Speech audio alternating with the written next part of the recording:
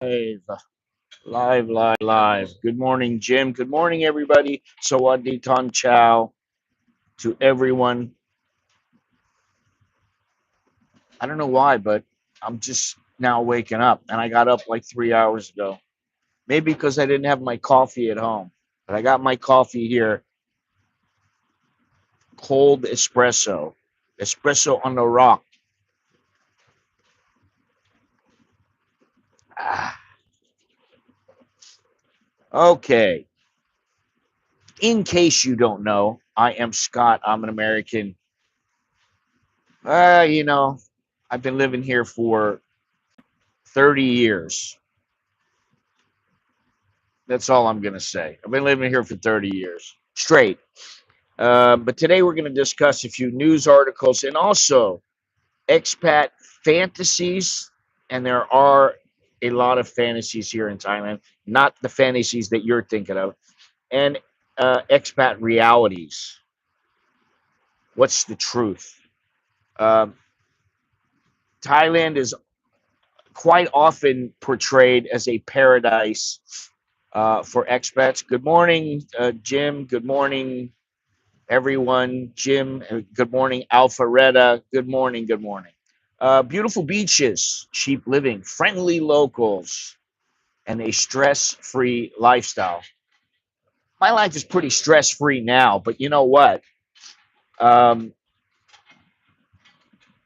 when I was working, it wasn't stress free. Anyway, on the surface, it sounds like the perfect place to retire or live as a digital nomad. Maybe. Many come here expecting a life that is very easy, inexpensive, and full of thrills and excitement, a roller coaster ride. And when I came over here, honestly, I came over because I wanted to change. I was making good money back home. I had my own business. I was making really good money. And I just thought to myself, do I want to be doing this when I'm an old man?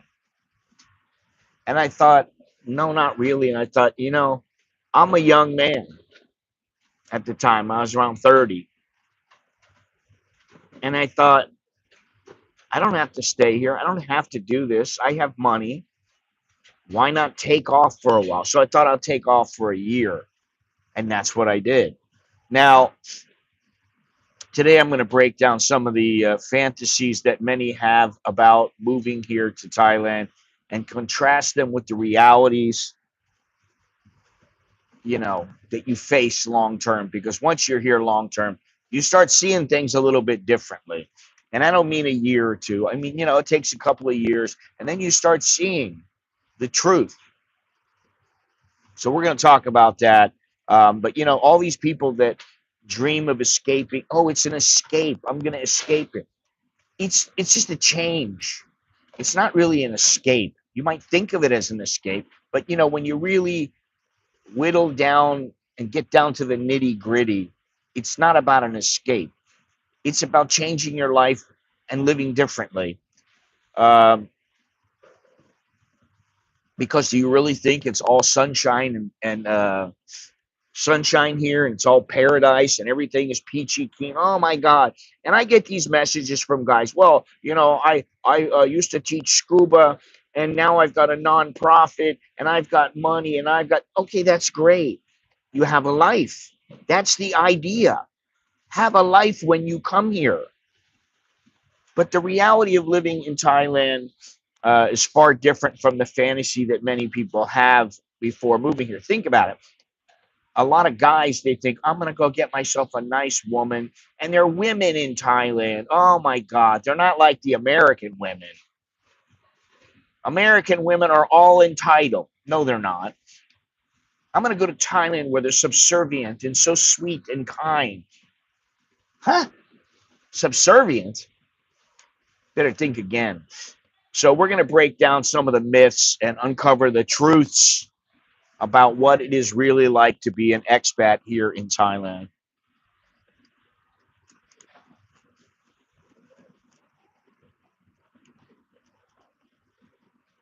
All right.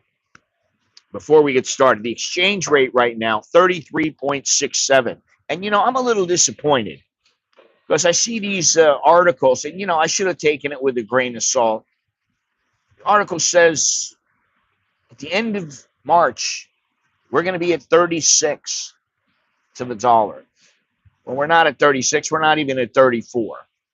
So it's a bit disappointing. Maybe in the next week things are going to change. I don't know, but we'll see. The AQI, horrible, 156. Absolutely horrendous right now.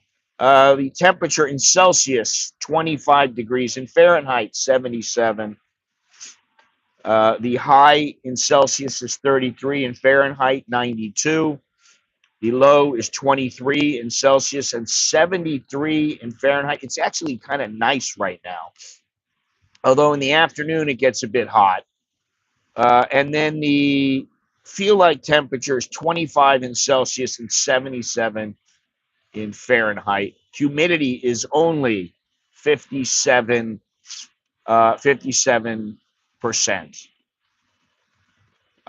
And the forecast, mostly sunny through Tuesday. It's Friday, so until Tuesday, it should be sunny. And then we'll see some clouds moving in. It'll be a little partly cloudy. So listen, I got a couple of news articles that I want to talk about. I have 4 articles. I want to talk about these real quick before we get into the main subject, which is the expat fantasy versus realities. Because some people, they're dreaming when they think of coming over here. They're thinking everything's going to be different. Oh my God. I mean, you know how many people I've had that have written me and said, can I go over there and be a plumber?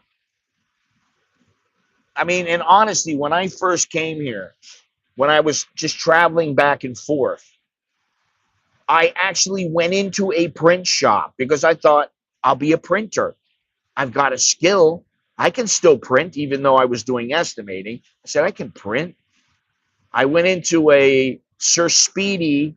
There was a Sir Speedy on Aso, and I went there. And the guy didn't even understand me. And he was like, no, no, no, no, no, no, no. And I was like, I guess I'm not gonna work. I guess I'm not gonna work there. And then I found out, oh well, you can't just go in and work wherever you want. And things have changed a lot in 30 years. I mean, you want to work here, you're gonna have to work with a company here that's an international company, or you're gonna have to find a job, and it's gonna be, I mean, it might be rough going for you unless you want to teach English. So, all right, now let's get to the first article of interest. And this has to do, and I'm sure you guys have heard, this has to do with Social Security in America. Because beginning March 31st, people will no longer be able to verify their identity to the Social Security over the phone. And those who cannot properly verify their identity over the My Social Security website, which I think it's login dot. I don't know if it's login.gov or whatever it is, but there's a couple different ways you can log in. You can do this online. That's what I did. I went online, verified everything, and I'm set. Now, if you cannot verify online, you have to go in. You have to go into one of their offices to complete the verification process. And this change is going to apply to new applicants, people after March 31st, and also existing recipients who want to change their direct deposit information.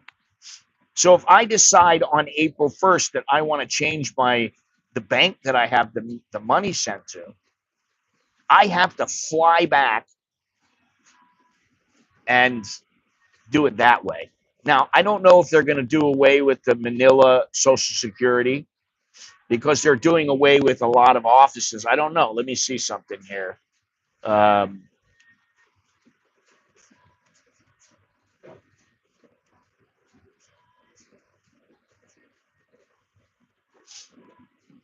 Well, I don't really see anything about it, but you never know. So some people, they go to they could fly to the Philippines. Now, I didn't apply at the Philippines. I applied in the United States. So I don't know if they're going to be able to. I don't know what they're going to do. Oh, good morning, Mission El Paso. Okay, good morning, Andy. How you doing? Good morning. Good morning. How's everything going?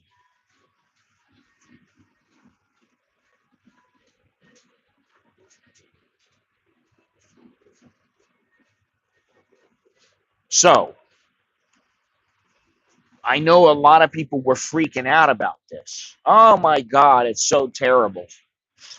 Well, if you live in the United States and you want to get Social Security, all you have to do is go to an office. It's a one-time deal, unless you want to change your bank account, information. If you have to do that, then I guess you got to go back again. Unless you can do it online. So it may not affect you at all if you can do it online, because I did everything online. I don't know why you couldn't do it online. I know people have had problems with Manila, going to the Manila office or calling them and trying to do everything over the phone with them. Don't do it on the phone. Do it online. I always have a hard time with people.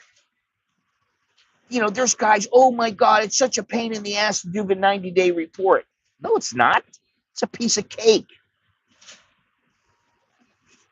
You can do it online. And guess what? If the online isn't working, you know what you do? You get yourself an envelope. You get yourself a self-addressed envelope. Put the envelope inside with your address on so they can mail it back to you. And you send everything that way. And you get your 90-day report. You got a week before and a week after the due date. It's not hard. It's easy.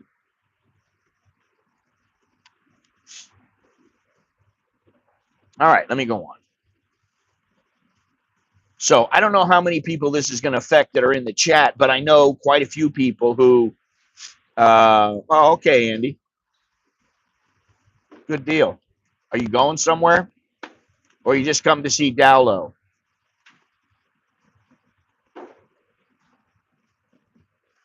All right, now, I want to talk about something else, and this has to do with an overstay. If you are stupid enough to overstay,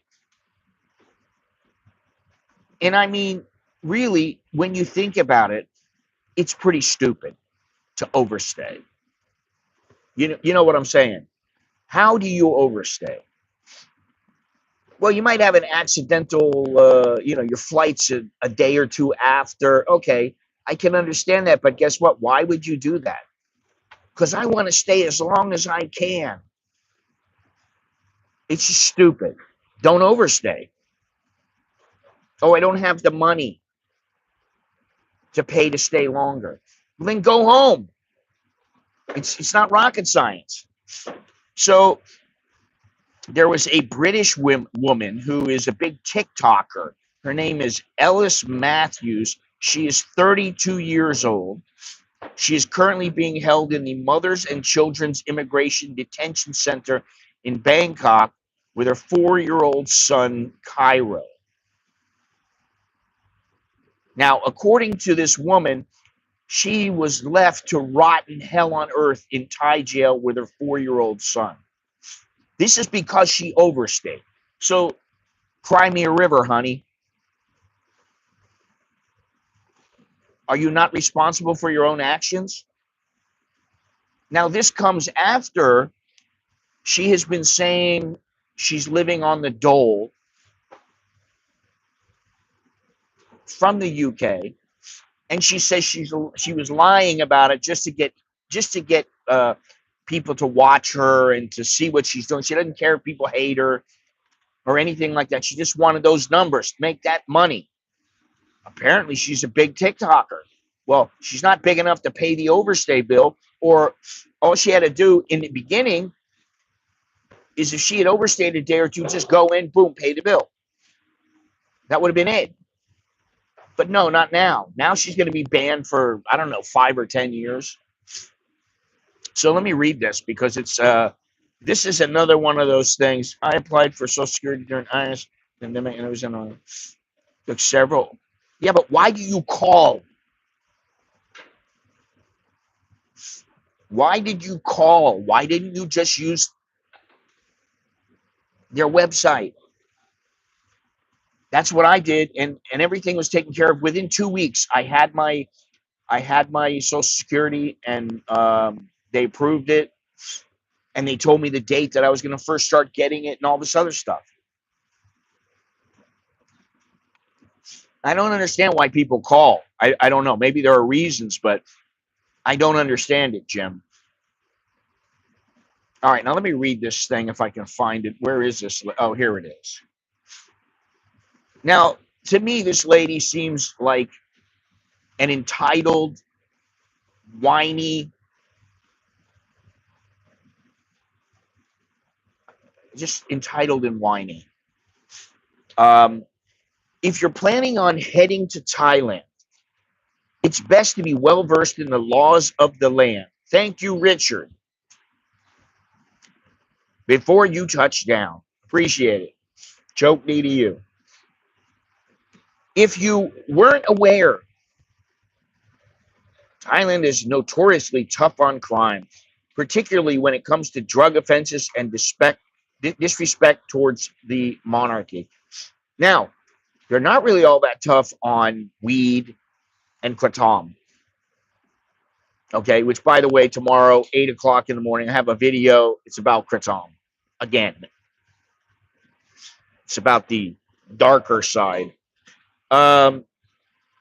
However, you can find yourself on the wrong side of the law for something like overstaying. Ellis Matthews, 32, claims she is currently being held in the Mothers and Children Immigration Detention Center in Bangkok with her 4-year-old son, Cairo.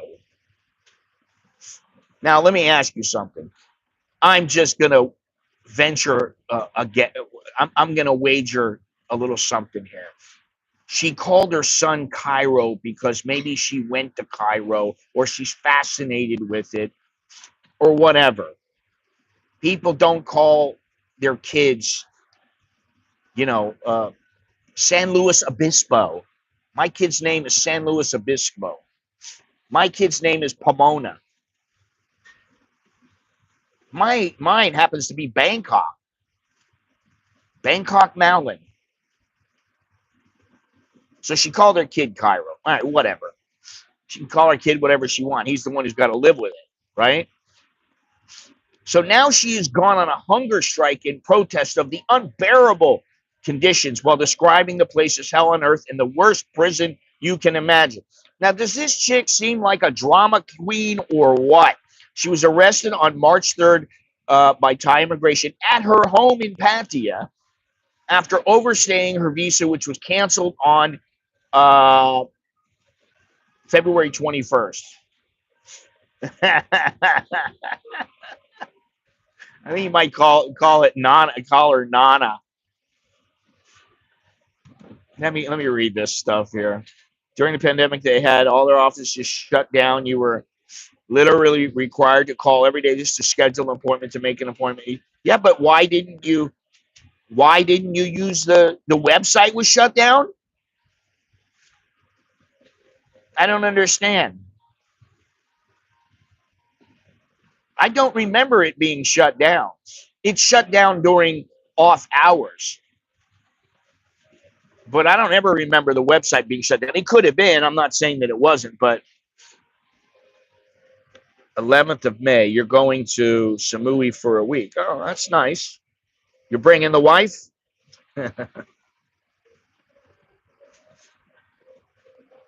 Or, I mean, I don't know why you'd want to wait, because you don't want to wait. The pandemic went on for like 3 years. All right, so let me continue here. The mum from Lancashire was arrested on March 3rd. Now, Matthews has alleged she is the victim of an online witch hunt. Oh, I'm a victim. I'm a victim. No, it was you that overstayed, you dummy. Claiming her travel issues all stem from trolls who aren't a fan of her social media content, fabricating horrible allegations about her.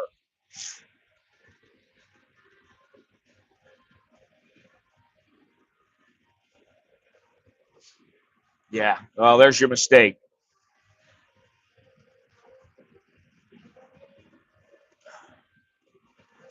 That's the problem with things like this. You can't make mistakes. Sometimes you make a mistake, they don't let you turn it back, you know? That's unfortunate.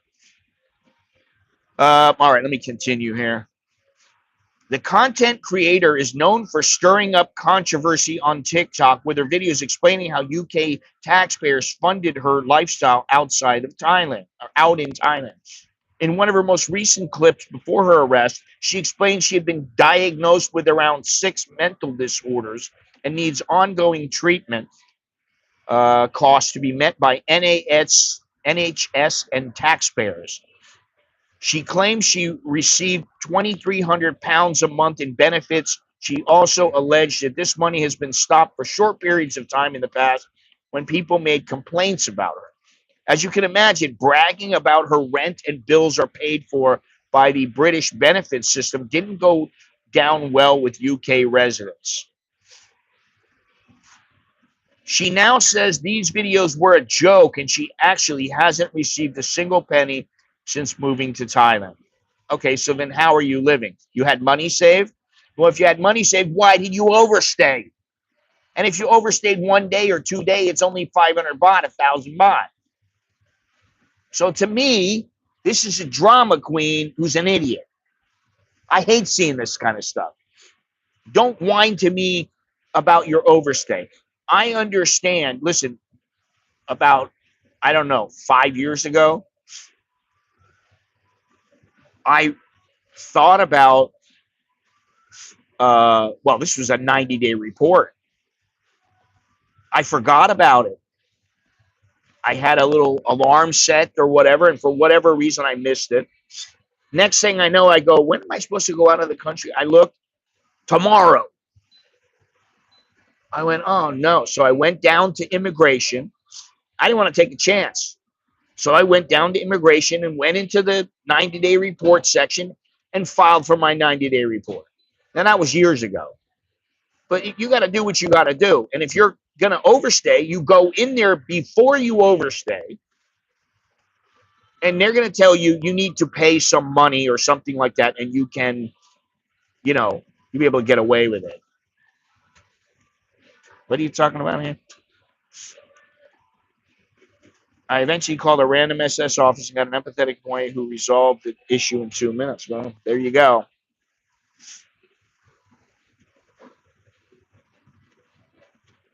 It's overstaying her welcome in Thailand, which has led Matthews to be locked up for more than 20 hours a day inside a hot, overcrowded cell with 16 other women and their children. She alleged that her and her son, Cairo, have gotten head lice as well as terrible insect bites while they are forced to survive on lumpy rice and rat or pigeon meat. Now, that may be true, but again, I hearken back to it's your responsibility, dummy. Listen, if I overstay, call me a dummy because it's stupid to overstay. Just stupid. It's absolutely stupid. Now, I know some people go, oh, well, I was in the hospital and I had to leave the country and I couldn't leave because I was sick. And okay, well, if you are not unconscious and you were able to communicate to somebody, you can have somebody do it in lieu of yourself. They can check with the hospital to make sure you're in the hospital. There's all kinds of ways around it, but you have to apply yourself a little bit. I don't like applying myself to very much, to be honest, nowadays, because I don't have to. But you know what? when it comes to the legalities of staying in a country, living in a country, you don't play around. You don't mess around. We can't sleep at night because there's so much screaming and shouting, Matthews claimed. We haven't even got any access to medication. Nobody is helping me, and I've been left here to rot. I can't stop crying and just want to get out as quickly as possible. Despite Thai authorities informing her that she and her young son will be freed once she buys herself a plane ticket to the UK, Matthews says she is unable to access any cash. She explained that although she has got the money for a one-way ticket home, she can't get to it because they won't allow her to access her bank account. The mom continued, so what am I supposed to do? My visa was canceled because some people in the UK have been trolling me and accused me of horrible things like human trafficking and child abuse. No, I mean, I don't understand this. They write this article, she says all this stuff, and all they have to do is go, yeah, but you know what? You were supposed to be out of the country on February 21st. Why didn't you leave the country? Why didn't you get an extension? Why? Nobody says anything about that. So to me, she's just an idiot.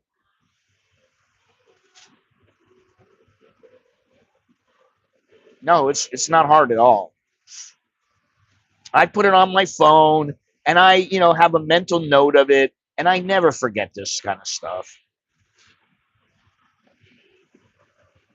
They got the Thai authorities involved, and it led me to ending up here. I should have left when my visa was canceled, but I couldn't because I didn't have the money at the time.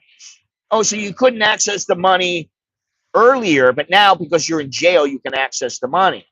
They just won't let you. How can you avoid ending up in a situation like this apart from steering clear of making up stuff and sharing it on social media, that is? I'm sorry. This is just nonsense. Thai visa laws explain. I wasn't going to go into this, but now I'm reading it and it just pisses me off. Make sure your travel documents are all in check, and it's the best place. And all in check is the best place to start, as tourists can be fined, detained, deported, even banned from Thailand for overstaying their visa. Okay, so what is the problem? It is an illegal offense to remain in the country longer than what was agreed upon when you obtain your visa, even if it was an innocent mistake. The law doesn't know if it was a mistake or not. There's a boundary, and that boundary is a line. You do not cross the line. When you cross the line, you are acting illegally. The UK government website explains that those found in breach of their visa terms may be arrested and held at police station before being taken to court within 48 hours of being arrested. The United States is the same way. I know a Thai guy. He was a Muay Thai fighter. He overstayed his visa for like 6 months. When he left, they said, well, you can't come back for like 10 years. It is likely you will then be slapped with a fine before being taken to the immigration detention center for anywhere from 2 weeks to 3 months while awaiting deportation to the UK. You also need to pay for a flight out of Thailand, although another person can arrange your travel on your behalf. I mean, doesn't she have any friends?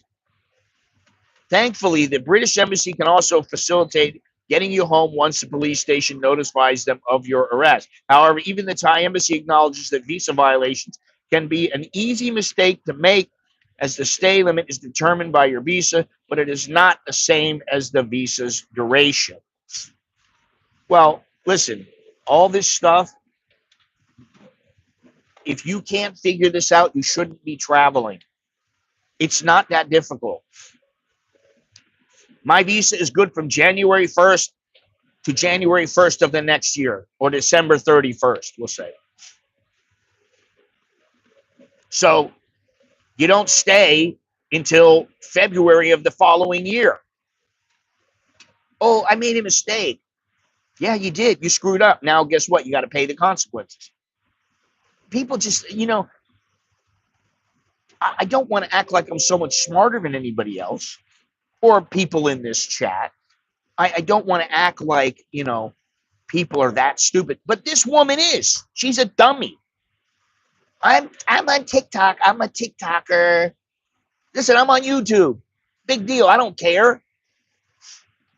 YouTube is not my life. Just like TikTok is not your life. It is something you do for fun, for a job, whatever it may be. And she really looks, I mean, I'm looking at her. She's a redhead, which that doesn't matter.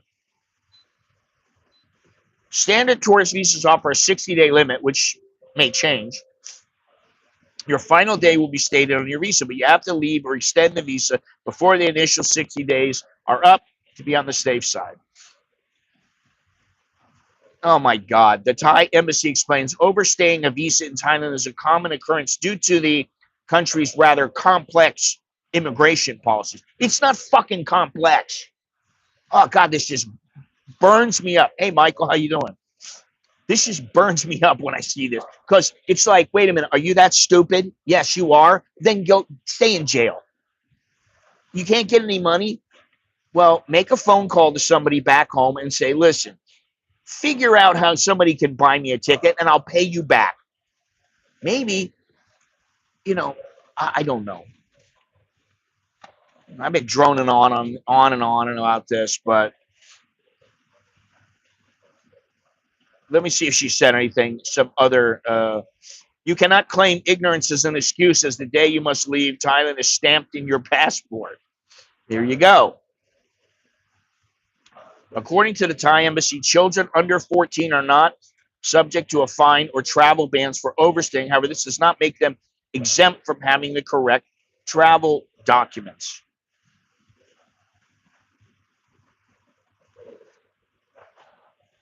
You will be blacklisted from Thailand from entering for a longer period than if you surrendered voluntarily. Yeah, now if she had went down to the immigration office, she wouldn't be blacklisted for as long as she's going to be blacklisted, which they didn't say. They don't say in any of these articles. It's been all over the internet. It says, so have a good look at your visa when you touch down in Thailand, or on your head be it. Oh my God, you know what? I'm going to have to look at this because her website, because she is so stupid. I want to tell her. I'd like to tell her firsthand, honey, you are stupid. Oh my God. Mom on the Run in Asia. That's her name. Oh my God. Oh my Buddha. Rich. Oh my God. Look at this. Oh, and she's got big tits. So, of course, she probably feels like the world owes her because she's got big titties, which they'll sag by the time she's 40. Rich bitch at PayPal.com. Don't anybody send her anything. That's what her PayPal address is. She's an idiot. All right. Maybe she's got mental issues. I don't know. All right. That's enough of this. I've already droned on.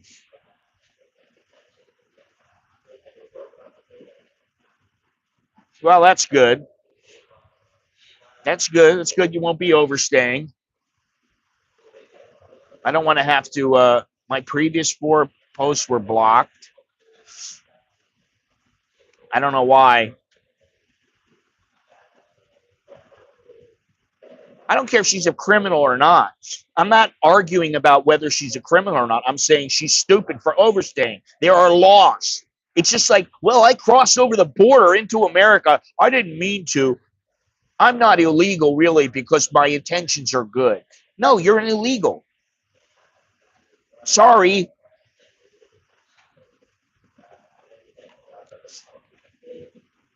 She's a dummy. Okay? I'll just put it flat out. She may have mental issues. I don't know. Probably, it seems like it. Because she is just a whiner, man. She's whining about lumpy rice, rat food. Oh my God. Listen, if you got money and you could have accessed it, which you probably should have done before, you could have told them, hey, listen, I gotta go to the ATM. Let me go to the ATM. Maybe they would have let you. Probably not, but didn't have any money on you because you know what? The kid's not eating rat meat.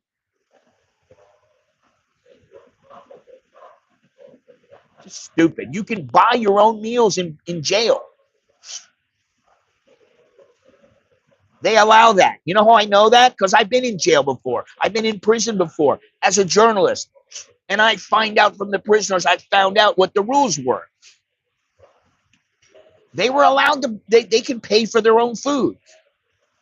Otherwise, they get rice and a bunch of junk. So nobody stand up for this chick because she doesn't deserve it. Okay, believe me. I have no sympathy for somebody like that.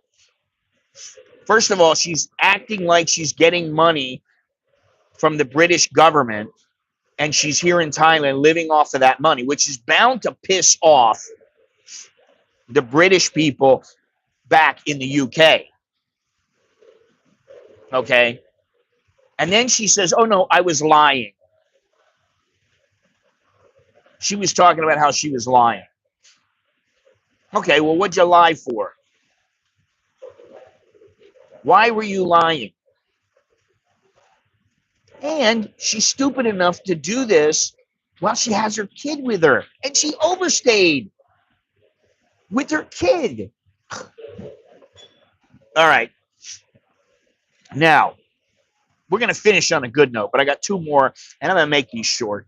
Thai boxing student Ricky Yuri has suffered serious brain injuries after being hit by a motorbike while crossing the road in Phuket. He's unable to communicate. He is unable to communicate his medical insurance details, assuming there are any, to relatives who have rushed from the UK to his bedside at a Phuket private hospital. Where's his wallet? You need to do a wallet biopsy, if you know what I mean. Good morning, Mr. Tom. Good morning, Mr. Scott. Let me see here. Let me keep reading this stuff here. Yeah, so there is some kind of, they are doubting he doesn't have the money to pay for this. Treatment in intensive care units in Thailand can cost daily up to 10,000 pounds, 430,000 baht. What? 430,000 baht a day? I don't know about that. That seems a bit much to me because I've been in intensive care several times. And our bill, that's what our bill was at the end of the stay, which was like 10 days. I guess. But now he has to GoFundMe, which has raised 23,000 pounds in several days. The person who hit him, the Russian driver who hit him, and the passenger have been arrested. He was here to study Muay Thai on a destination Thailand visa. Medical insurance is not a compulsory element of the application process, but access to 500,000 baht is required. Okay. 13 GoFundMe cases in the last year were filed by Brits unable to pay hospital bills, usually because they lacked a policy or because the company found a reason to decline coverage. Yeah, I don't get this, but okay, so he's in there. He's got to get, this is just another one of these cases. And if you're driving a motorcycle in Phuket, where you go from Phuket down into Soi Bangla, that area, that's pretty stupid because the windy roads, and you're on a motorcycle and you may not have driven in Thailand before, and all it takes is one little mistake, and guess what? You end up in the hospital like this guy, which is sad. Too bad. Was he wearing a helmet? I don't know. Yeah. That's a whole nother issue. All right, let me get to this last. Now, this last article, we're going to end on a good note. Thai Parliament passes alcohol control bill, easing restrictions on liquor and beer advertising. The Thai Parliament voted overwhelmingly to pass a revised version of the Alcoholic Beverage Control Act, effectively lifting long-standing restrictions on the advertising. So far, it's just the advertising of alcoholic beverages, including liquor and beer. These restrictions have been criticized for years as draconian. Now, let me just tell you about this real quick, because this is the advertising aspect of it. They are thinking about the 2 o'clock to 5 o'clock closing times. That doesn't mean it's done. So really, yeah, this is good. Oh, well, they can advertise beer and liquor a little bit. Okay, great. But until they say you're allowed to buy booze at any time, I would say this is still in the works, and you got to just keep an eye on it. Patongtan Shinawat ordered a review of the afternoon alcohol sales ban, signaling a willingness to adapt policies to meet the demands of business and visitors alike. The relaxation of advertising rules is seen as a complementary step to make Thailand more attractive to international tourists. They're always trying to make it attractive. Don't ruin the reputation, the image of Thailand. Oh, we don't want you to drink. That's why we close from 2 to 5 o'clock, but you could buy any other time. The afternoon alcohol ban remains under consideration to be lifted as of press time. Can I interject about the advertising? Yes. Okay. Before the advertising, they used to have the Hua Hin Jazz Festival. Oh, God. All right. Sponsored Get to the by point. Beason. Okay. When they restricted the advertising, Beason stopped sponsoring events like that, and the Jazz Festival, and many other. Yeah, I remember those. I remember the Jazz They Festival and all those. disappeared because of the advertising restriction. Doesn't matter to That's me. it. I'm just saying. Doesn't matter to me. And to all you out there who are drinking, do so responsibly. And if you're, listen, I think they should just do away with it, not necessarily so that people can have the freedom to drink whenever they want, although I think they should have that. I think it's like, listen, it's stupid to close for 3 hours. Either you say you can only buy alcohol 1 day a week, and everybody would rush and go get alcohol on that 1 day, and then they couldn't buy alcohol at any other time, or you don't do it. Why do you do that? It's not a prohibition on drinking. You can go into a bar and drink in those hours. I understand that, but the point is that people can go to other places and buy booze. But you can't buy a bottle of wine in a grocery store to take home to enjoy with your evening meal. Which is what happens to me is I go and get a bottle of wine sometimes. Now we got like 7 or 8 bottles of wine at the house that my wife was given from different hotels, which we only drank one. We drank the white wine, which we don't usually drink. We drink red. Now we got all these red wine bottles sitting there, and I'm not going to go and buy wine when we have plenty of wine. So I don't go in there. But every once in a while I go, oh, you know what? I need to get a bottle of wine for tonight. We want to have a nice dinner. And I go, oh, it's 2:30. Son of a bitch. I'm going to have to come back at 5 o'clock to get a bottle of wine. It's a pain in the ass. All right, let me see here. It's easy, man. Okay, lucky she isn't on a budget flight to Venezuela. Ship her off to the Supermax prison in El Salvador. Then, I agree. Whilst driving up, Mr. Pop. Wait a minute. There are humongous billboards advertising Chang and Sing in very vibrant. It says water. Do they? I don't know. They do this to circumvent the advertising ban. Well, there's no advertising ban now. And we were talking about the lady who overstayed. I don't know if you've seen this. This really got me up in did you see about the Social Security? What the Social Security is, beginning March 31st, people will no longer be able to verify their identity to Social Security over the phone. 944. And those who cannot properly verify their identity over the agency's My Social Security online service will be required to visit an agency field office in person to complete the verification process. The change will apply to new Social Security applicants and existing recipients who want to change their direct deposit information. So, in other words, if you want to change your bank after March 31st, you're going to have to go in to one of their offices. You verify online. or you verify it online, which is what I have done. Yeah, call up the agent on the phone and say, I want to change my address.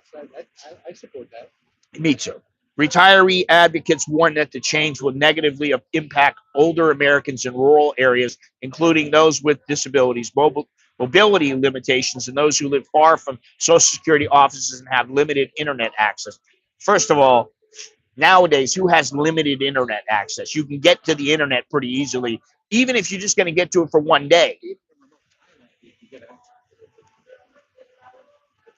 Anyway, I was talking to them about this woman. Her name is Ellis Matthews. She's 32. She overstayed her visa. She was supposed to leave on February 21st. And on March 3rd, Thai immigration went to her house in Pattaya and arrested her for overstaying. Now she's with her 4-year-old son. She said it's a witch hunt, claiming her travel issues stem from trolls who are not a fan of her TikTok content. They fabricated horrible allegations. And what she says is, where is it? She lied about where she's getting money from. She said the UK is paying for me because I'm on the dole. I get 2,300 pounds a month. Then she went back and said that was just a lie. I just wanted to get more subscribers. She said that, So then she now she's crying. She says she cries all the time. She's got head lice. Her and her son have head lice, terrible insect bites, and they are forced to survive on lumpy rice and rat or pigeon meat. Exactly. Good for her. Now, I don't feel sorry for her. She overstayed and she didn't even go in. If you overstay and you're overstayed a couple of days, go in, because they won't ban you. Generally, in the beginning, I think they don't ban you at first. I think it's after a year of overstay they ban you. But that's if they catch you out. If you go in person and turn yourself in, the consequences will be quite a bit less. At least 2 times I've exited Thailand at Suwon Airport within 12 hours. My stay expired at midnight the day before, and I'm taking a 10 o'clock. You get 1 day. Yeah, the officers pull me aside, they mark it up, say thank you. They give you 1 day. That's what they give you at the airport. That's why. Because if your flight leaves at 12:30, that's the next day. So they give you that day. All right. Enough about this. Let me read this stuff here. This is okay. Okay. Let me see here. Now let's get into the gist of our conversation, the real stuff.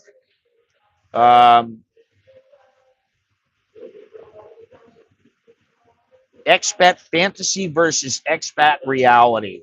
The cost of living fantasy versus reality.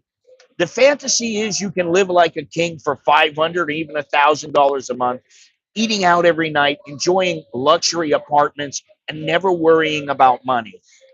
Now, by now, I think most of you in the chat are smart enough to know that is a fallacy. 30 years ago, you could have done it. I did it on, mine was 1,500, and I always had plenty of money. So I didn't need that 1,500. But that was 30 years ago. That's a long time. Things change in 30 years. So no, you cannot live off $500 a month unless you're living with a woman and your house is all paid off and you got a minimal electric bill, like, 200-300 baht, 500 baht. Your water bill was nothing, 50 baht. You're not paying for much. The only thing you really pay for is food. Okay, maybe you can get by on that. But you're pinching your pennies, because $500 here is the same as $500 is in America. It may not go as far in America, but it's still $500. You want to put it towards a car? You put it towards a car in Thailand, put it towards a car in America, it's still $500 coming off the price. So, $500 is $500, and it ain't much. All right, let's go to the next one. The reality, though, while Thailand can be cheap, Living a comfortable expat lifestyle requires at least $1,500 to $2,500 a month. Rent, visa fees, medical insurance, dental insurance, clothing, socializing, emergencies, they all add up very quickly. And if you want a Western style of living, it's not going to come with a $500 price tag. That's the key, the Western style of living. I think we live a cross between a Thai lifestyle and Western lifestyle. And actually, when my wife comes back, I'm going to say to her, I want to go down to the South, which is where I would be, is not really, it's about 3 hours away from our house. And I want to say, I'm going to look for a place for us to call home so that the kids and me and you, whenever you have time, we can go down there, we can stay there. We're by the beach. We can hang out, we can relax. And then when we don't want to, we just come back and we stay in Bangkok. Go to the farm. What farm?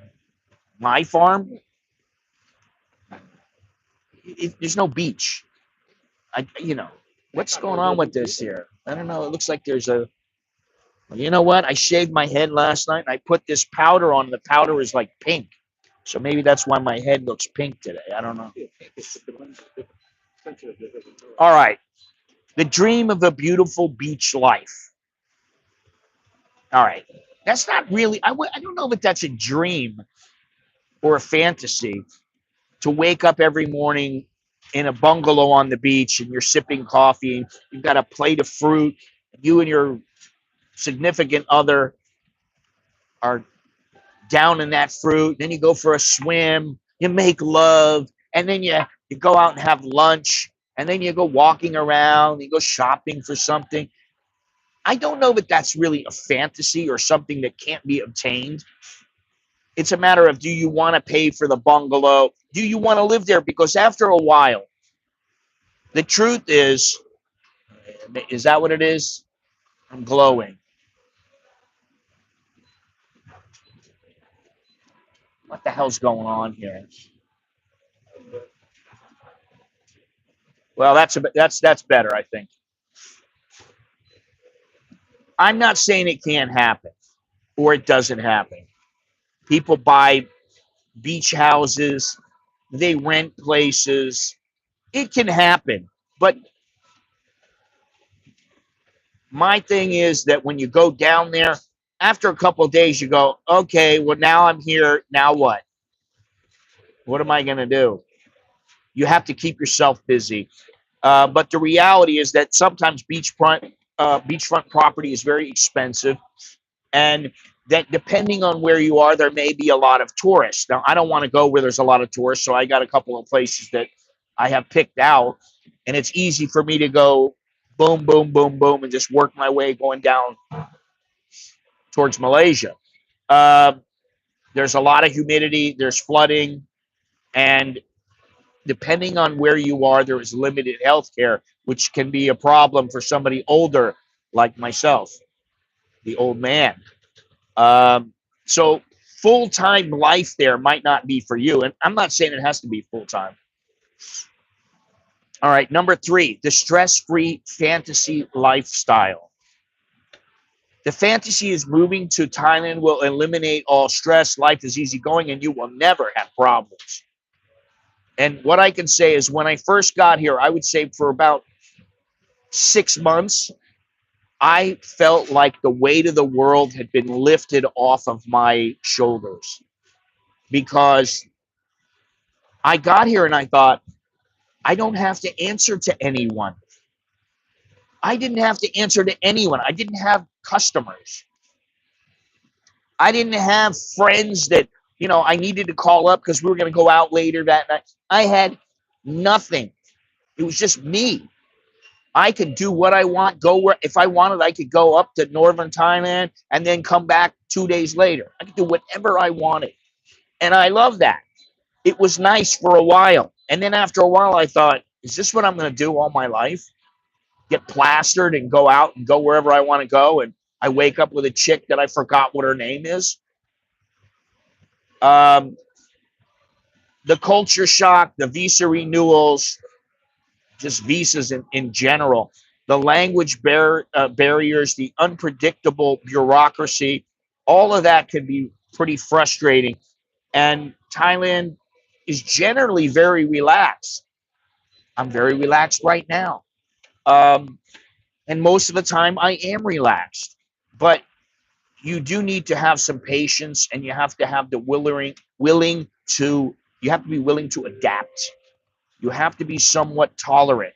And the Thais are very tolerant of foreigners, more so than they should be, in my opinion. But don't you think? I'm sorry. He's all like, you're on a show now. How dare you? Don't you think that most Thais are somewhat tolerant of foreigners, like in tourist areas? They tend to be a little more tolerant than they really have to be. By and large, the vast majority of normal, average, everyday, on the street guys are very tolerant. Yeah. All right. Number 4, the dating and marriage fantasy. Fantasy, Thai women are subservient, loyal, loving, and drama free. Relationships are effortless and age is just a number. Is that what you found to be the case? Yeah. They're subservient, loyal, loving, and drama free. Come on. They're not drama free and they're not subservient. As long as you have a sexy wallet, that's true. Well, yeah, but that doesn't solve everything. I know. Listen, I've had money and my wife's like, so? I'm like, I thought that's going to make you happy. Why does it make me happy? Money doesn't make me happy. Was that at the beginning? Oh my God, that's all the time. Was that at the beginning of your relationship? That's all the time. Since the beginning? Yes. Really? Okay. My wife never has want. She's never been like, I want your money. Wow. Give me money. Give me money. She's never been like that, ever. She's like, I'll make my, what do I need you for? I can make my own money. Has your wife ever been a traditional Thai woman and put food on your plate? Yes. Mine is never. Really? I have never dated a Thai Although woman. my wife doesn't do it very much now. I understand. I've never dated a Thai woman that did that. She does it for the kids. I never dated a Thai woman. And I'll go, what about me? Hey, you forget me? You're supposed to give me I'm the king. You gotta give me the food first. I don't know. I pick them that way. The reality is dating may be easy, but maintaining a serious, deep relationship takes some effort, and cultural differences, financial expectations, as we were just talking about, and family obligations can complicate things. Many expats fall into relationships too quickly, only to regret it later. And what I've always heard and said, it's easy to get one. It's a lot more difficult to get rid of one. Change the lock on the door. I did once. You know, I've never done that. I've just said, get out, you know, and they whine and complain. I say, I don't care. Get out. You know, I can be a little mean that way, but that was a long time ago when I was a young man. Okay, number 5, the work and business fantasy. Fantasy is Thailand is a great place to start a business. Jesus, that is a fantasy. And making money here is easy. I would say that you need to know what you're doing here in order to make a good living. Like, I would never start a bar here. A bar is a money pit, in my opinion. I know a lot of guys who have opened up bars, and damn near all of them failed. And I mean 9 out of 10 failed. Every once in a while, there was one guy that I talked about. He used to own the Rock Hard A Go-Go in Phuket, Larry. And, you know, he was always good to me. But, you know, we talked a little bit. He's like, listen, I had businesses. I had bars back in the U.S. And so he knew what he was doing.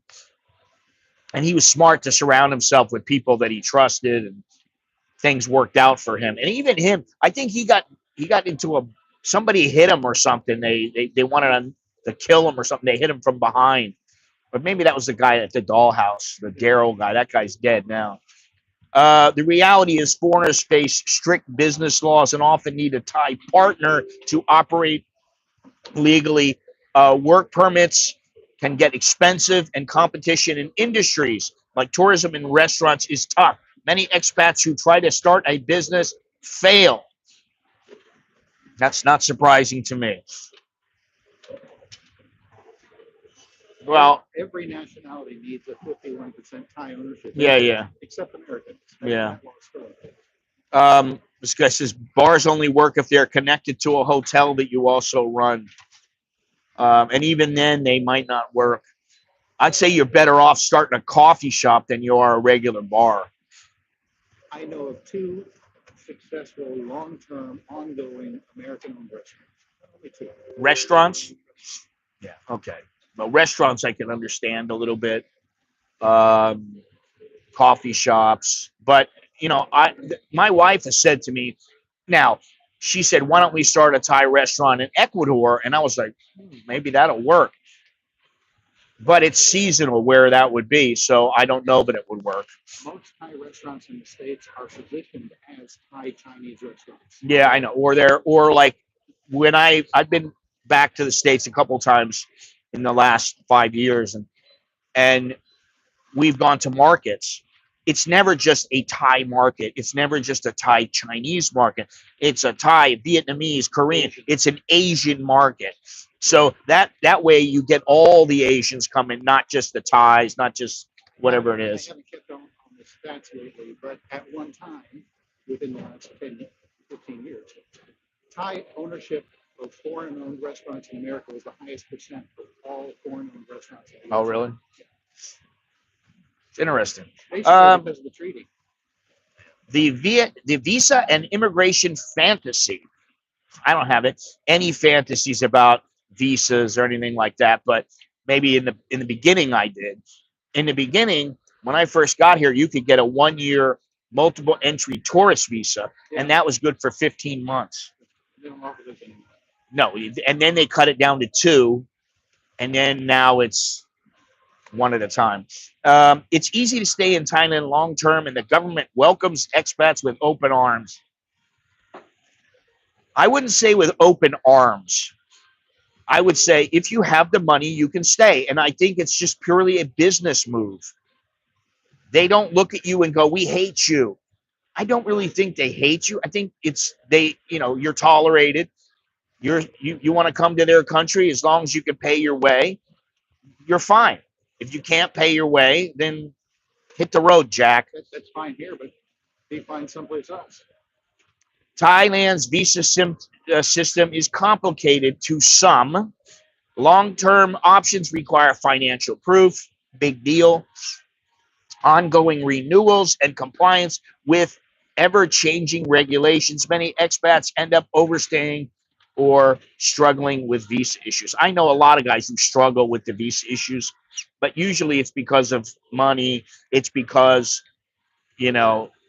they don't want to do something. And I'm like, well, that would be a lot easier if you just got the visa and did it this way. And I always talk about the guy who, he used to be in this chat. He used to come in all the time. This is a long time ago, though, now. And he was complaining about he didn't want to get a retirement visa. And I said, why not? They told you need to get a proper visa to stay here. Well, I am staying here. I mean, it's proper. I come in and I get the visa exempt, and but that's not that. You are a tourist. But in the old days, tourists used to be able to get a tourist visa and stay for year after year after year. I knew a guy who stayed for 20 years on a tourist visa. He was here from like the 70s, and he stayed on a tourist visa. You can't do that anymore. Get a proper visa. Do what you got to do. I mean, if you can't afford it, start saving your money. Start doing away with coffee. Start doing away with anything that you really don't have to buy. Save your money. Come over, use the money, and then move here. The healthcare reality, number 7. Fantasy. Thailand has world-class, affordable healthcare available to everyone. The reality is private hospitals offer great care, but you really need insurance because their prices have gone up quite a bit in the past, say, 10 years. If you have major health issues and no insurance, Costs are going to skyrocket. Government hospitals are cheaper, but they are very often overcrowded.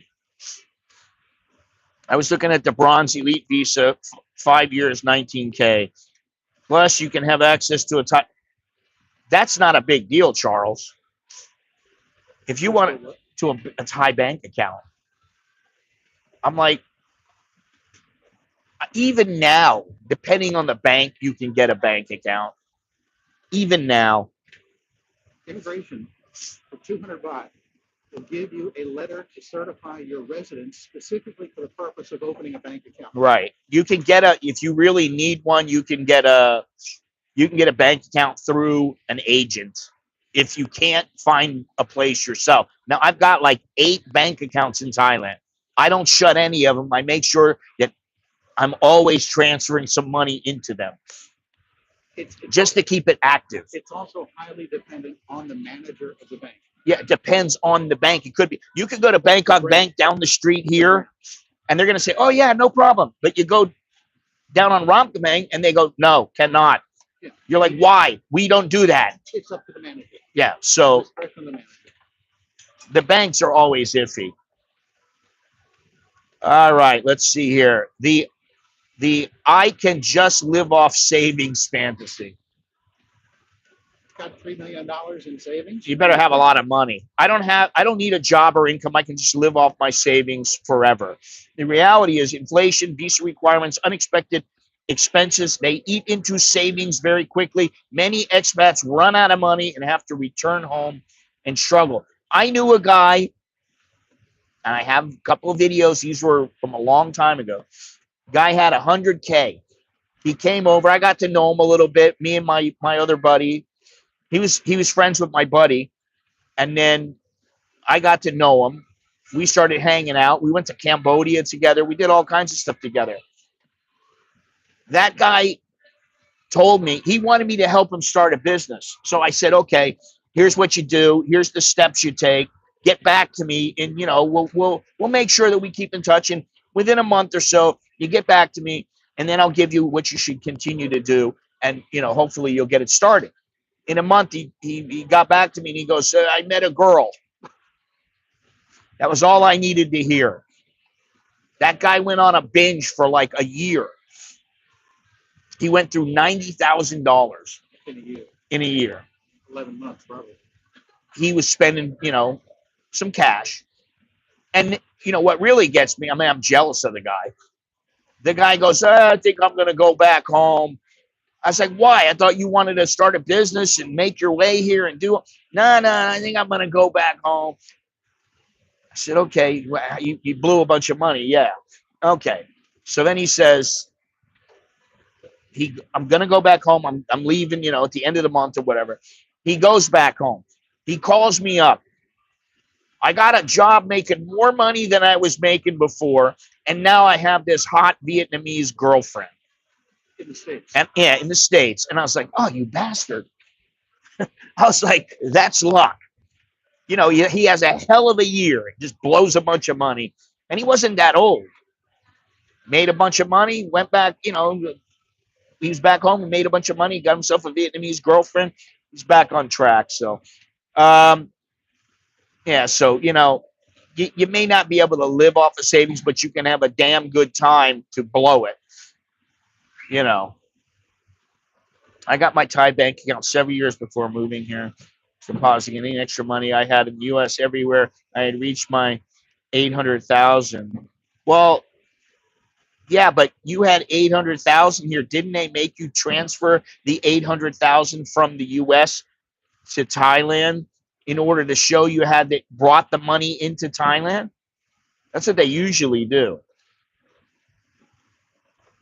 And, I opened my first bank account like 31 years ago.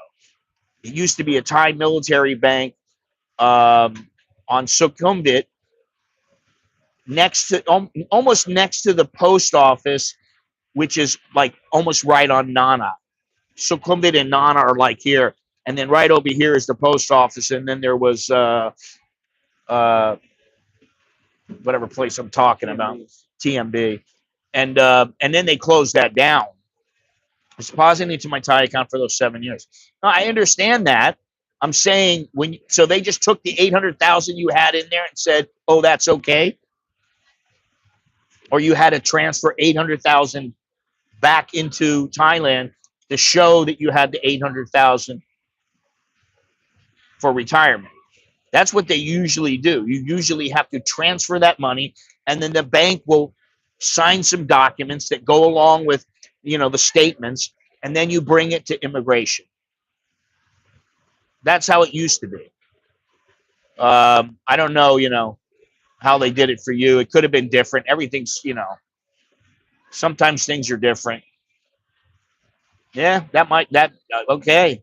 That might have been fine, but I don't know about maybe now. I don't know if that would be okay now, but whatever, you got away with it, so that's all that counts.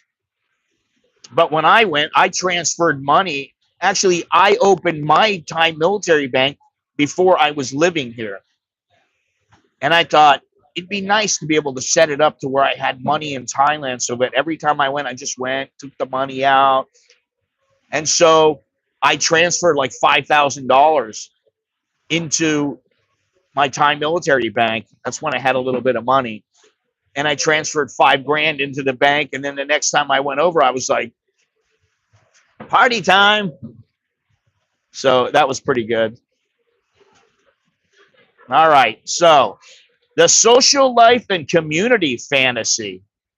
I'm not a very social person. Fantasy, making friends is easy and everyone is friendly and they're all on your side. Yay. What a bunch of shit. While Thailand has a big expat community, it can be hard to build deep friendships. Many expats come and go, and social circles can be transient. That is very true. Now, I don't know. Have you seen Ian, the British guy, the little guy? I just saw him the other day. He moved here for good now. He was contemplating, should he move here, shouldn't he? And they don't give him the yearly increases, I guess, that they get in the UK. The social. Yeah, but he can still get his money. So that's why he moved here. He thought, I'll be better off. I guess he got rid of everything back there, and now he lives here. Yeah. So, listen, I probably have 10 friends here, and that's about it. And, I may not see some of them for 6 months. So, and that's because I've been very careful, and also because my best friends are my kids and my wife. That's just how things go.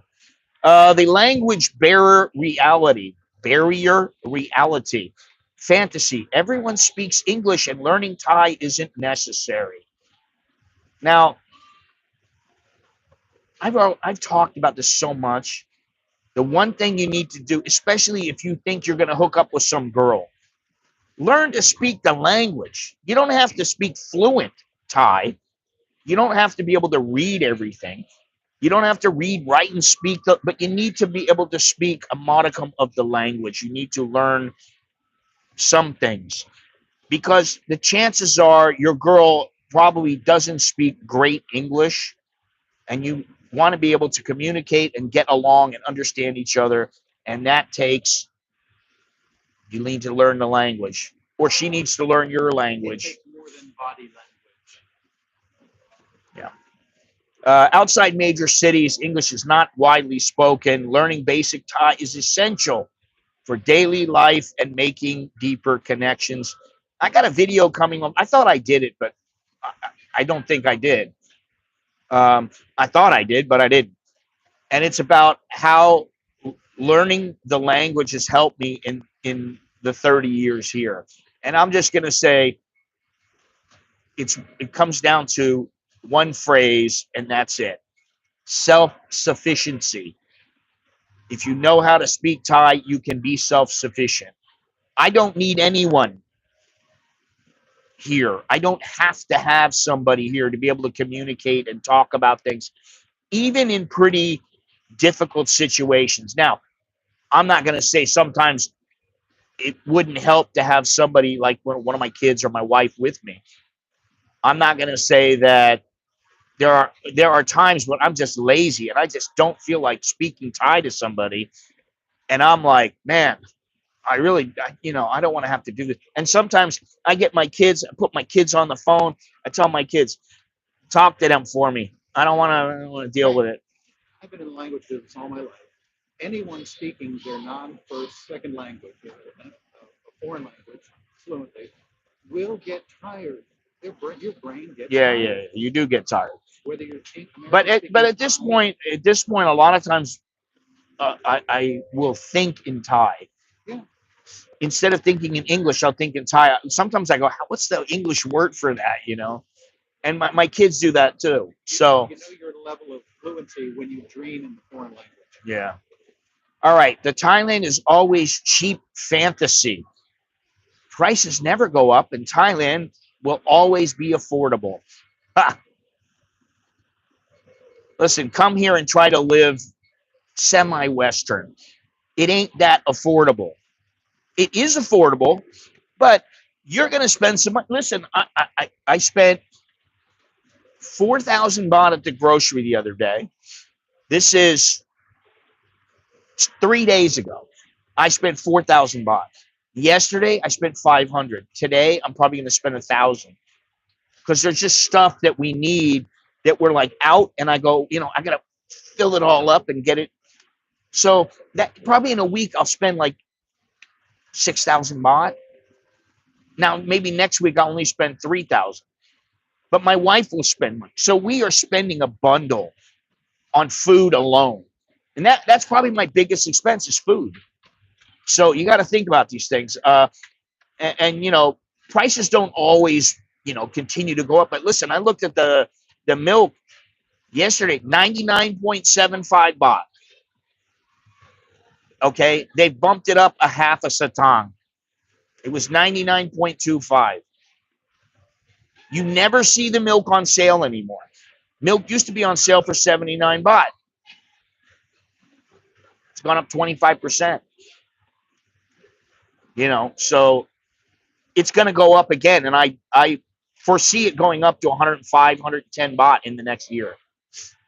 So you got to think about that. Inflation, visa costs, all of visa, medical bills, like I said, medical bills, dental bills, whatever it might be, rents, they go up, but they're going up pretty slow. And Thailand is still cheaper than in the West. But to say it's cheap implies that it is much cheaper than elsewhere. And in some cases, it's not. It's more expensive than elsewhere. Cost of living in every country is called the cost of living index. Yeah, I know. What they do is they take the average goods and services that the typical person Yes, we know is that. going to buy. Eggs, bread, those kind of things, apartments, But transportation. the average things that Americans buy are different than the average thing Thai buy. And the Thai cost of living index is weighted towards the poor Thais. So they pretty much control and keep the cost of pork down, the cost of rice stays down. But the cost of Gucci handbags. Can you guys hear him? By the way, but the cost of Gucci handbags goes up. It doesn't affect the cost of living index at all. So the goods and services that rich people would buy aren't incorporated or expressed in the cost of living index for Thailand. No, well, you can't possibly address every category of that people will be purchasing. So be careful when you compare the cost of living index, because the cost of living indexes are geared towards the average people in that country. That's all.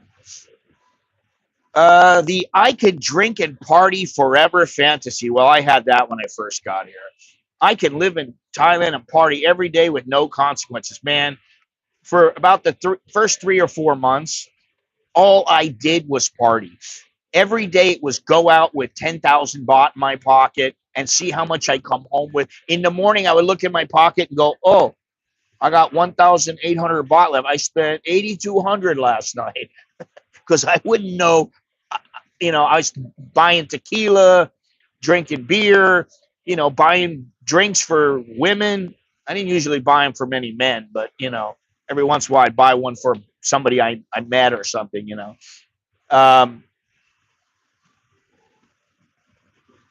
Oh, I didn't read that one. Uh, alcoholism. can be a real issue with many expats, and that's why you see guys out in Pattaya. Every day they're at the same bar, they're sitting there, same bar stool. Everybody knows their name, and so Cheers. that's what you gotta. Excessive party can ruin health and finances. Well, that was number 13. I forgot number 12. So we'll get into that. What does this say here? Tax day bin April. Will expats file? What does that mean? Tax day bin April. Will expats file? I guess those who are required to file and that want to file will file. I don't know. Why are you asking me? I'll file. I'll file. I don't have a problem with it. I won't pay anything, but that's the way it goes. Personal. I'm not getting personal. I'm just telling you. I mean, I don't have to pay anything. Well, I'm not worried about anything. I ain't got to pay a dime. Listen, my tax paying days are pretty much over. I ain't going to pay anything if I can help it. I'd rather walk across a border with 25,000 stashed with 3 people, get in, boom, stick it in a safe somewhere, draw out, a little money every once. I'd rather do that than be part of the system and be, giving my money away, even though I probably don't have to pay anything most of the time. I don't, you know. Now, we have a big threshold here. I don't know what it is now, 130,000 or something like that. Let me see. Threshold for taxes, U.S. Foreign expense. I thought there'd be some kind of quick way to figure out here. No. Okay, here we go. No. No,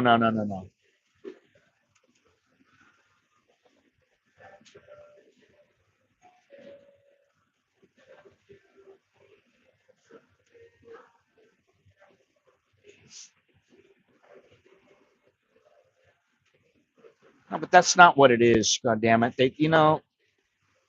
Okay, $126,500 of earned income, pensions, security, dividends, capital gains, and rental income don't qualify for foreign earned income exclusion. However, you do not have to pay tax on Social Security if you don't go over a certain amount, whatever that might be.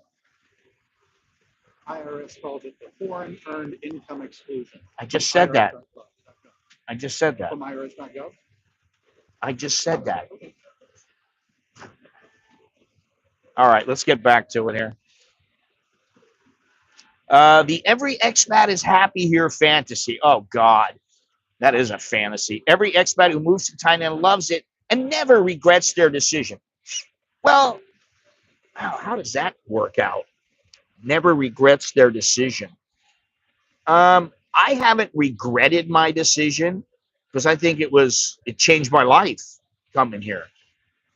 Now, there have been times when I'm frustrated with this place and I'm like, could I do something like that in the U.S.? Whatever it is I want to do, where could I do something? That's why I'm always thinking about moving somewhere else. But I know the chance of that's pretty slim. And if my wife and I are to move in the future, it's probably part-time. And that's okay, at least for now. If things change a lot in the next, say, 5 years, well, then maybe we'll have to work on something else. The reality is that many expats leave due to loneliness, financial issues, or cultural frustrations. It is not for everyone. And I would say, if you cannot think to yourself, Mike and Rye, never mind, don't worry, no problem. If you cannot think that in your head, if you cannot let things go, if you always have to be addressing things and why is it this way? Why is it that way? Oh my God, why did they do that? Why did they do this? If you've always got to think like that, you know what it is? I hate to say it. What was it, Budweiser? Why ask why? Sometimes you don't need to ask why here. It's just the way it is. You know, I, I don't ask. I don't do that. I don't know. Why is it? I know many miserable Farangs here. That being said, they carry that misery. I can't say I know many because I distance myself from those people. I hang out with people that are generally, you know, decent, fairly well off, and somewhat happy. I mean, you know, my buddy left here because he was getting pissed off here. And I was like, really? You want to leave? So now he's in Cambodia, and you know, good for him. He loves Cambodia. You know, he has a love hate with Thailand, and I can see it. I understand it. But yet, you know, in the end, people who generally stay are people who can overlook this stuff. Now, I do know one person. I'm not going to mention his name. He's been in Thailand for about 10 years, and I helped him come over here. He is so negative, this guy. He's always talking about, oh, the Thais, they screw up a wet dream. Oh, they did. And I'm just like, oh my God. And I'm like, well, why don't you go somewhere else? He doesn't have the money. I said, why don't you go to Cambodia? Go to the Philippines. You can live off of what you got here. He doesn't want to because he's comfortable. That's what I think. But he'll bitch and moan and complain and cry all the time. And I'm like, ugh. You know, sometimes I put, might been right, dude. Might been right. Whatever. Up to you. You want to think like that? It's up to you. You know. All right, let's go on here. Number 14. The Thailand is always safe fantasy. The fantasy is that Thailand is completely safe and you do not need to worry about crime. Now, what I will say is Thailand is generally very safe. If you don't start any problems, you don't make problems with Thai people. You don't need to make a problem with them. What I've said, and I've said this many, many times, is that you don't need to get aggressive. You don't need to get in somebody's face. You don't need to yell at them. My nose is itching. You don't need to yell at them. You don't need to do any of these things. Even if things are negative, you're in a negative situation, you can talk to them and hopefully you can work things out. But generally, you can't. That was years ago, dude. I don't give a shit about that. Who cares? He's just stupid, man. He was an idiot. Lots of idiots come to Thailand. I don't know what it is. And some of them were celebrities. Why is it that so many idiots come here? Maybe because they think this is a place where they're going to strike it rich. You know, they're going to find the girl of their dreams or something like that, you know. I never have thought like, oh my God, I'm dreaming of this beautiful girl. She's going to be everything I ever wanted. Oh my God. I've never thought like that. I thought I just want a good woman. She's good to me, takes care of me. I take care of her, you know, and we get along. We're friends. Okay, well, I found that. So lucky me, right? Thailand is safer than, I would say, most countries. But scams, theft, and the occasional act of violence still exists, even especially in tourist areas. And if you look at Pattaya, just the other day, some Belgian who had been training in MMA, been training in Muay Thai and MMA, he beat the piss out of 4 Indian guys who attacked them. Now, I can tell you that's not all that difficult to do. If you got a bunch of Indians in there starting shit with you and you know you're going to fight, you hit the biggest one and then you go after all of them. And, you know, you ought to be able to, if you can fight a little bit, you ought to be able to take 2 or 3 of them out pretty easily. You might take a punch or 2 here or there, but you should be able to do that. And he did that. But those kind of circumstances don't happen that often. And I can tell you now, and I think Tom is the same way. I think he's been that way for a long time. But Um, I know quite a few of my friends that now they're older and they wouldn't even dream of getting into a fight. I mean, I wouldn't. I mean, maybe 10 years ago, 15, 20 years ago, I would have been like, all right, let's go. You want to brawl? Let's go. But that's not the way to handle things. And here in Thailand, the way to get along, I've said this too, you catch more flies with sugar than you do or with honey than you do with vinegar. So if you're going to act like an asshole, you're going to have some problems here. You will get into fights. You will have problems. If you're just decent to people, nobody wants to fight with you. And if they want to fight with you, go, you know what, dude, I don't want to fight. Let me get out of here. I'm going to leave. That's all you got to do. Now, in the tourist areas and in some places like in the deep south, there is some violence.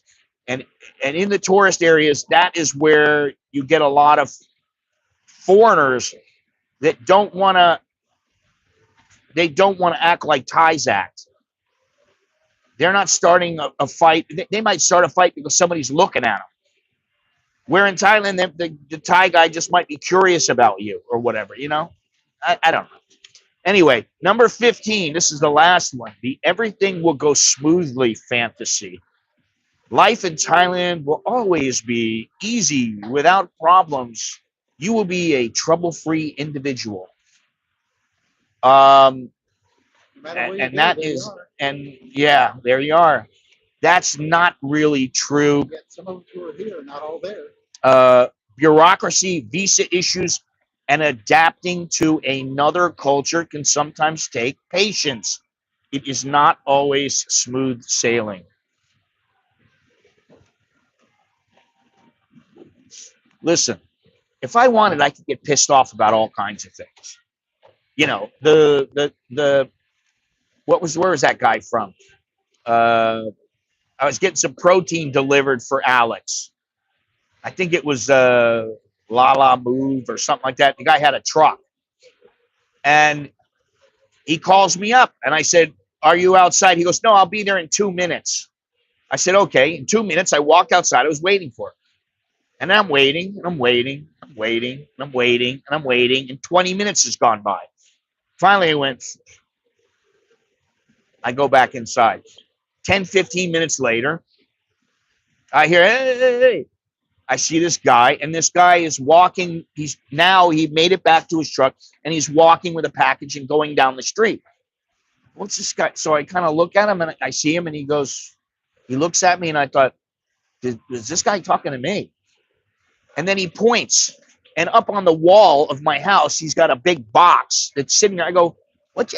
I'm home. I told you I was home. Now, I could have gotten irritated by that. Dude, I'm home. Why are you what are you doing? I would have never seen it. He goes, oh, well, what about that right there? And I said, he grabs the box. And I go, is this for me? He goes, yes. I said, okay. Take the box. I'm like, thank you. Now he delivered it. That's really all that counts. I didn't need to get pissed off about it. I didn't get pissed off about it. I said, all right, whatever. Take it inside. Got Alex's protein, some other little goodies in there. And I'm like, all right, now Alex is going to be happy. He's got his protein. Alex has gotten a little skinny because he's been on the diet. But now he's starting to gain some weight back because he can start to eat regular food. And he's drinking protein shakes like twice a day. I told him I'm not buying this protein from the grocery anymore. That shit's expensive, man. It's like $1.50 a bottle, man. It's crazy.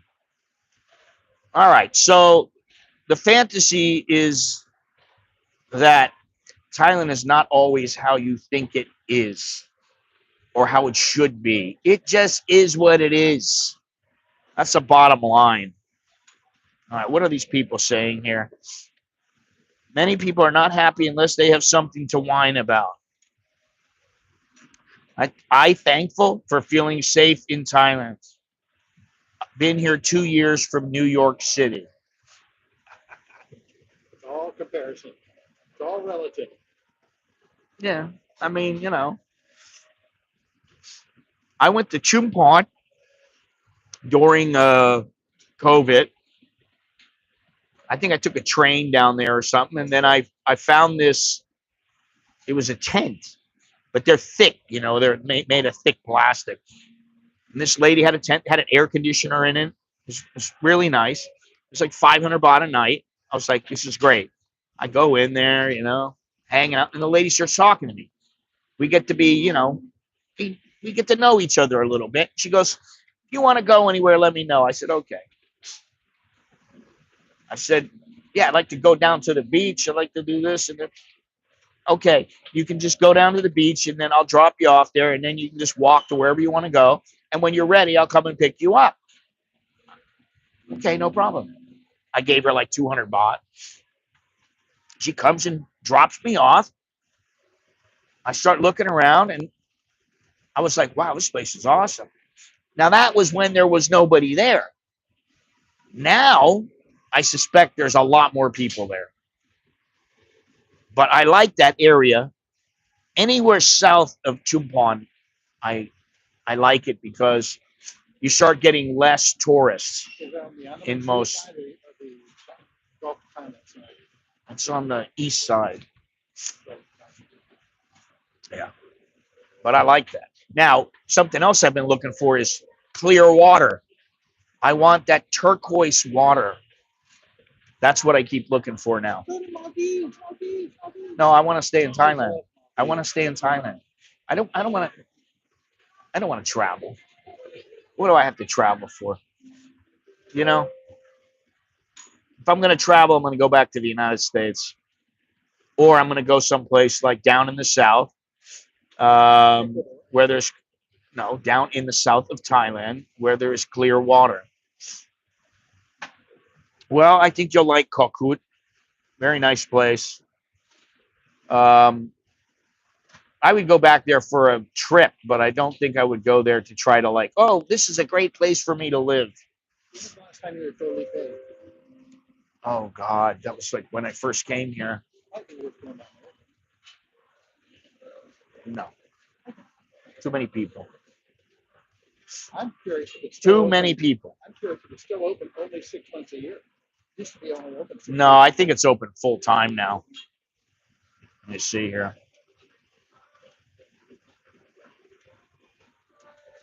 You could do a jail tour of Powder Town. It's open all year. Yeah. A what? Powder Town. I'm not going to that place. You can do a jail tour. No.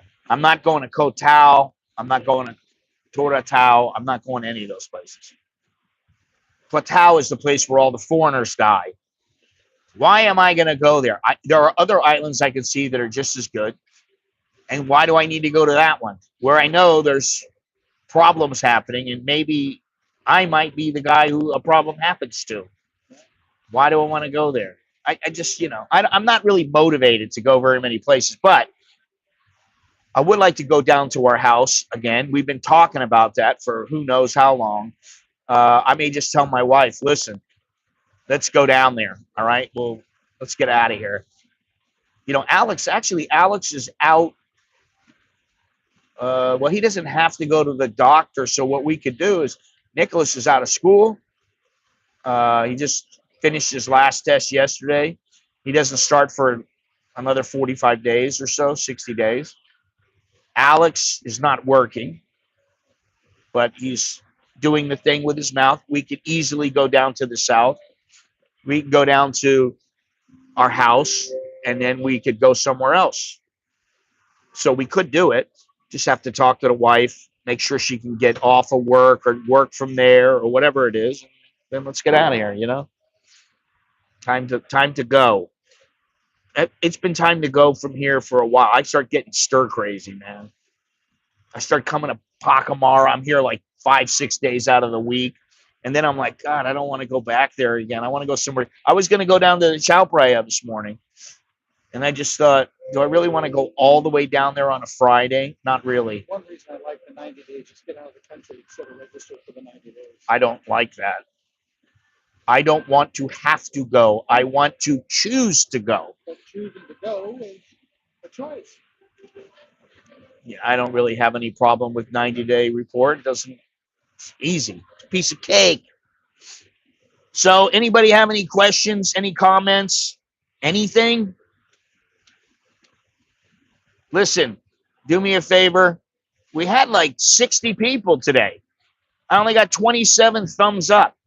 What's up with that? I didn't mention it in the beginning. I want to get away from that if I can. But please do me a favor and hit the thumbs up. Smash that like button. I'd like to see a lot more likes here. Also, go down in the description down below and show the love. We got the Cash app. Thank you, Richard. You can become a member of the channel for as little as $1.99. We have Buy Me a Coffee. We have merchandise right below the video window. We have Patreon Patron. Don't forget about that. You can get one of my books at Amazon. I got Wise. I got Zelle. We got all kinds of things. And, you know, nowadays you can get money to people pretty much however you want. It's pretty easy. Listen, I bought a couple of shirts the other day, and they were Pride Fighting shirts. And I thought, wow, this is great. But I didn't see Thailand on the list of countries where they ship. So I sent a message. Can you ship this to me? Oh, certainly. I said, well, how do you want me to pay? Well, you can just make a transfer right into my account. I said, well, how am I going to do that? It's international. I don't want to have to pay. Blah. No. What you don't know is I got a Thai bank account.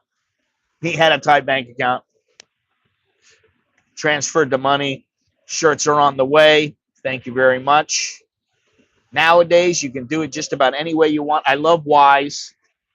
I got the link to Wise down there. I don't make anything off of Wise unless I get like 3 people or 5 people or something like that. So that's just for your own selfish reasons, because you can transfer money around very easy. You can use it as a bank account. You can do whatever you want. If it's in the U.S., I think you can get like a savings account. They pay you interest. How much is the interest? 4%, 3.9%, something like that. You can get a little Wise card. You can do all that stuff. So there you go. There it is there. Now we got 46 people in here right now. I got 1, 2, 3, really like no more than 4 or 5 people talking. What gives? What gives? Is everybody shy out there? I made him upset. I said something. It has nothing to do with you. Oh, it's all about me. Life is about me. No, nothing's about you. I hate to tell you. You're delusional if you think everything's about you. My life is about me. Well, my life's about me. Yeah, got it. So anyway, yeah, Tom scares me. Make America great again. I say make me great again. Tom scares me. That's what Dale says, that Tom scares me. Oh, he's I should scare you, not him. Believe me. Tom is not a scary guy. He's a nice guy. No, don't say that. I'm not a nice guy. He's well, he may suffer from that. Oh, he did. Anyway. He's married now. He's such a nice guy. I don't know if that makes him nice or not, but anyway, there you go. Fantasy and reality. I mean, we've gone over these things in some way or some format at one point. You know, there are things that we go over, and you see that they are intertwined. You're always going to see things about, oh, well, don't forget about the visa fees. Don't forget about your medical insurance. Don't forget about your dental insurance. Don't forget you got to get your eyes checked. And all you young bucks out there who are thinking, I'm just going to get by, just pay for my food, and, you know, I'll get a really cheap 3,000 baht apartment, and I'll live here for $500 $500 a month. Well, good luck to you, buddy. If you're gonna get by on $500, I say good luck to you. And when something bad happens to you, you're gonna see just how much money you really need. Have a prepaid return airplane ticket. Well, that goes without saying. You really should make sure for sure that you have a changeable return ticket That goes without saying. And if you're just a tourist, get travel insurance. Don't do without it. That's another tip. Get travel insurance. Don't be a cheap bastard. And I know, you're coming over here. Oh, well, I'm already spending, 1,500 on the ticket, or 1,200 on the ticket, or 1,000, whatever. And I don't want to get a really cheap place to stay, so I'm going to be paying $50 a night for the place to stay. So I'm going to be there for 3 weeks. Well, that's another 1,000, and then I need money for food. That's $20 a day. That's $500. So before you know it, you're in 2-3 grand, and that's not even like, oh, I'm going to go to the Nana Plaza, and then you go there and you end up spending $100 in a day. $100 in a night. You get the girl, boom, there's $100. Tokyo Marine health insurance for Thailand is about $3 a day. Yes, I know about that 21 one. days, it's $75. Yeah. So for say anywhere from about $50 to $100, you can get travel insurance. And if you are coming here, and the thing is, make sure it's a decent travel insurance. Don't get one of these travel insurances that promises you the world and doesn't deliver. You want an insurance company that will pay out.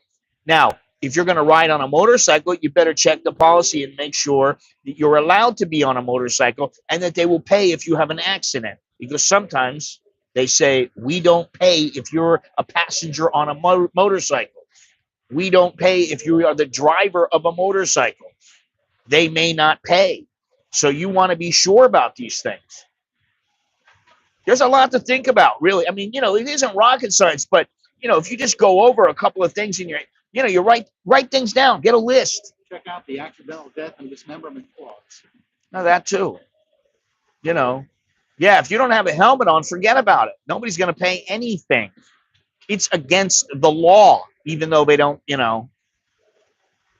generally stop a lot of people for not wearing a helmet, but it is against the law.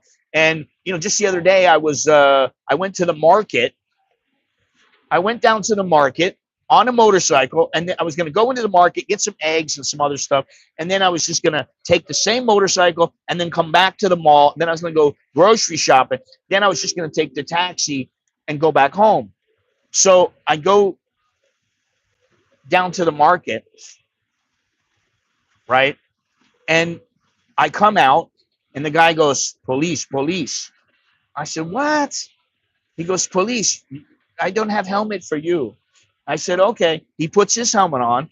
I said, listen, I'll walk back to the banana girl, walk across the street. I'll meet you on the other side of the street. So I had to walk a little ways down to where my banana girl is, cross the street, which was an ordeal.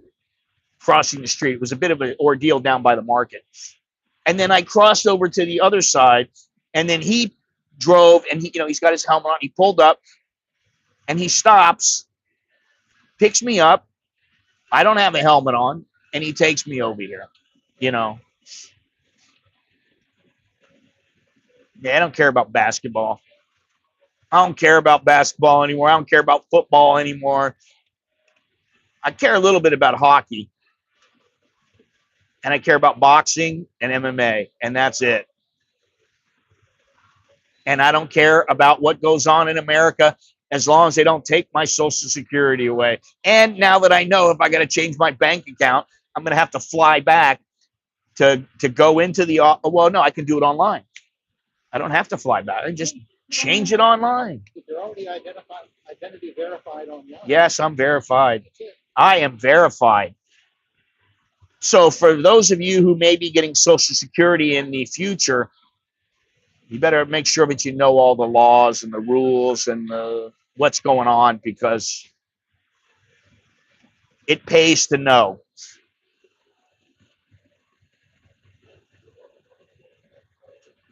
I'll be honest, I don't really watch a lot of boxing nowadays.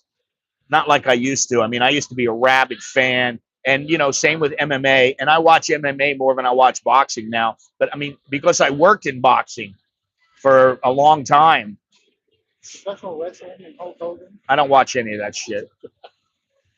I don't watch any of that. That's entertainment, I sports agree. entertainment. Exactly. It's not guys beating the piss out of each other, which is what I like.